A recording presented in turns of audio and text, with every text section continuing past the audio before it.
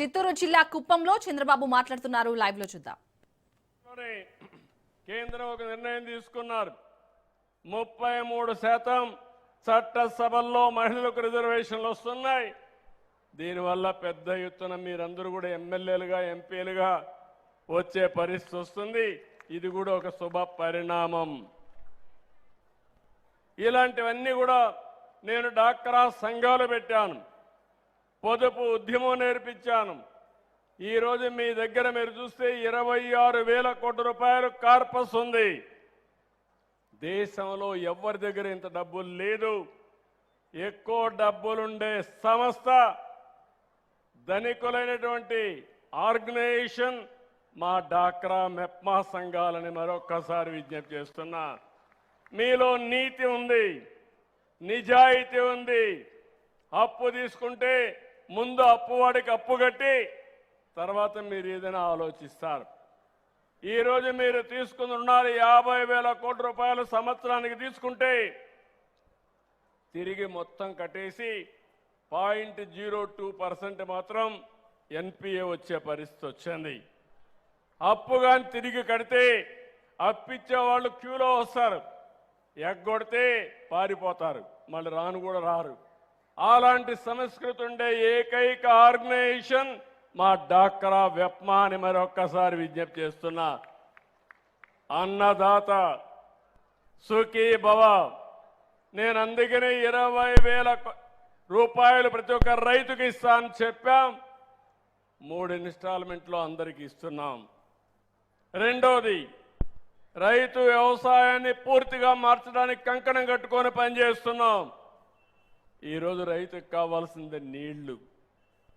ఒకప్పుడు రాయలసీమ, రాళ్లసీమ, కుప్పానికి నీళ్లు లేవు.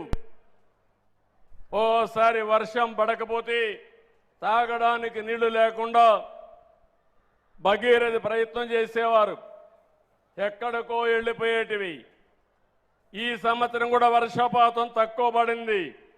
కానీ నాకు ఎంత సంతోషం అంటే, నేను నిన్న కుప్పం చుట్టుపక్కల చూస్తే అన్ని చెరువులకి కృష్ణా జలాలు వచ్చి కళకళలాడుతున్నాయి.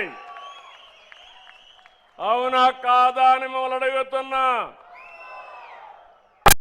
ఇప్పటికే 80 చెరువులకు నీళ్లు ఇచ్చాం, ఇంకా నీళ్లు వస్తున్నాయి. ఇంకా 20 చెరువులకు ఇస్తాం. ఇవి కాకుండా ఇంకా కొన్ని ఇచ్చి అన్ని చెరువులు ఒక రోజున పూర్తి చేసే బాధ్యత, నింపే బాధ్యత మేము తీసుకుంటామని మీ అందరినీ కోరుతున్నాను. మీలో కూడా ఒక చైతన్యం రావాలి. ఇది మహాయజ్ఞం. జలం కోసం ఇబ్బందులు పడకుండా, నీటి ఎద్దడి రాకుండా శాశ్వతంగా చేయడానికి ముందుకు పోతున్నాం. అయితే ఈ సందర్భంగా నేను మిమ్మల్ని కోరేది, మీలో ఒక చైతన్యం. ఒక పక్క కృష్ణా నీళ్లు తీసుకొద్దాం, హంద్రి ద్వారా అన్ని చెరువుల్లో నింపదాం. ఇంకో పక్క ఇక్కడ పడే వర్షాన్ని భూగర్భ జలాలుగా మారద్దాం. భూమిని ఒక జలాశయంగా తయారు చేద్దాం. నేను ఈరోజు చేయలేదు, 30 ఏళ్ళ నుంచి 40 ఏళ్ళ నుంచి చేస్తున్నా. మొన్న ప్రధానమంత్రి గారు మాట్లాడుతూ అనంతపూర్ ఒక మోడల్గా చెప్పారు.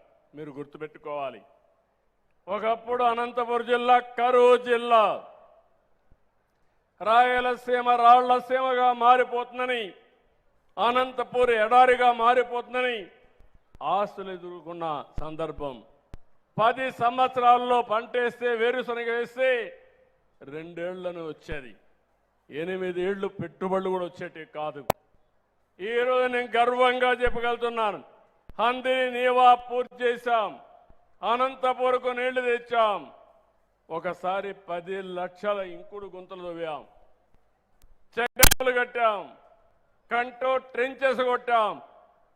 ఈరోజు అనంతపురం జిల్లా హార్టికల్చర్ హబ్గా తయారయ్యే పరిస్థితి వచ్చిందంటే అది ఈ ప్రభుత్వం యొక్క దూరదృష్టిని మరొకసారి తెలియజేస్తున్నా. ఈరోజు రాయలసీమ ఉంది, హంద్రి నీవా, గాలేరు నగిరి, తెలుగు గంగ అన్ని పూర్తి చేస్తాం. అన్ని చెరువులు నింపుతాం, అన్ని జలాశయాలు నింపుతాం. భూమిని భూగర్భ జలాశయంగా తయారు చేస్తాం. ఇది తయారు చేసి నీటి ఎద్దడి లేకుండా చేసి రాయలసీమ ఇప్పటికే మీరు చూస్తే మేము చేసిన పనులకి దేశంలోనే హార్టికల్చర్కు నెంబర్ 1గా తయారైంది. అంటే పండ్లు కూరగాయలు పండించే ఏకైక రాష్ట్రం, అతిపెద్ద రాష్ట్రం ఆంధ్రప్రదేశ్ అయితే దానికి చిరునామా రాయలసీమని మరొక్కసారి తెలియ